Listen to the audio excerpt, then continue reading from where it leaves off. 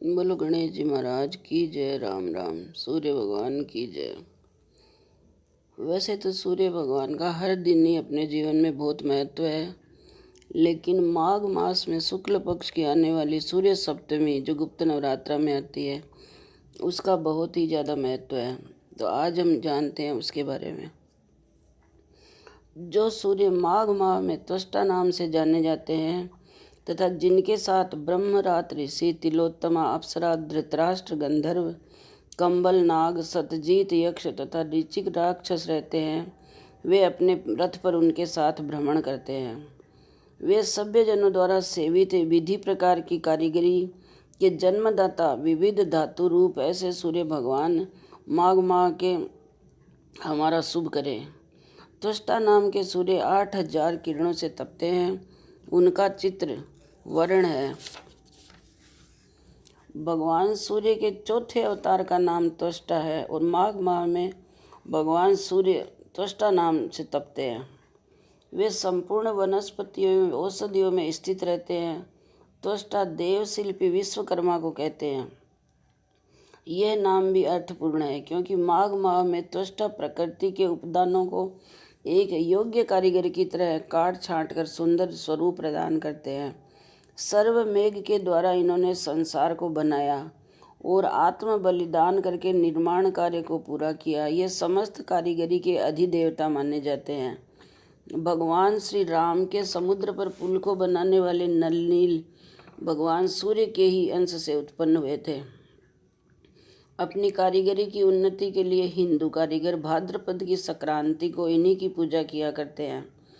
उस दिन कारीगर का कोई भी औजार वे काम में नहीं लेते हैं। माघ माह की शुक्ल पक्ष की षष्ठी तिथि को व्रत करके, यानी शुक्ल पक्ष की सप्तमी आती है सूर्य सप्तमी, उसके पहले दिन व्रत करें। षष्ठी को व्रत करके गंध आदि की वस्तुओं से भगवान सूर्य की आराधना करनी चाहिए तथा रात्रि में षष्ठी को भगवान के सन्मुख ही सोना चाहिए। इसके बाद सुबह सप्तमी को विधि पूर्वक अर्चना करें और नम्रता पूर्वक ब्राह्मणों को भोजन कराएं। सुबह जब भगवान की रथ यात्रा निकलती है उसका दर्शन करें। कहते हैं कि 7 घोड़ों के ऊपर निकलते हैं आज के दिन भगवान सूर्य, इसलिए उनके दर्शनों का बहुत ही महत्व है। इस तरह माघ माह में फाल्गुन मास तक 1 वर्ष तक सप्तमी का व्रत करना चाहिए, यानी इस शुक्ल सप्तमी से लेकर माघ माह की से अगले तक की फाल्गुन तक की जो सप्तमी आती है उस तक साल भर व्रत करें तो आपकी पूरी होगी सारी मनोकामनाएं।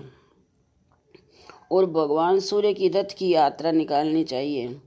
रथ पर आरूढ़ भगवान सूर्य की भली भांति अर्चना कर तथा स्वर्ण और रत्न आदि से संजोकर सूर्य नारायण की मूर्ति की प्रतिष्ठा कर ब्राह्मण को दान करें। यह माघ सप्तमी बहुत श्रेष्ठ तिथि है। इस दिन भगवान सूर्य के लिए की गई अर्चना और दान 1000 गुना अधिक फलदायक हो जाते हैं। जो कोई भी इस व्रत को करता है उसकी सभी इच्छाएं पूर्ण हो जाती है। रथ सप्तमी के महात्म्य को सुनने वाला मनुष्य ब्रह्म हत्या जैसे महापापों से भी छूट जाता है। इसलिए आप जरूर सूर्य सप्तमी की आराधना करें, भगवान के निमित्त दान पुण्य करें, ब्राह्मणों को दान दें, भोजन कराएं और इस तरह से सूर्य भगवान की जरूर पूजा करें। बोलो सूर्य भगवान की जय। राम राम।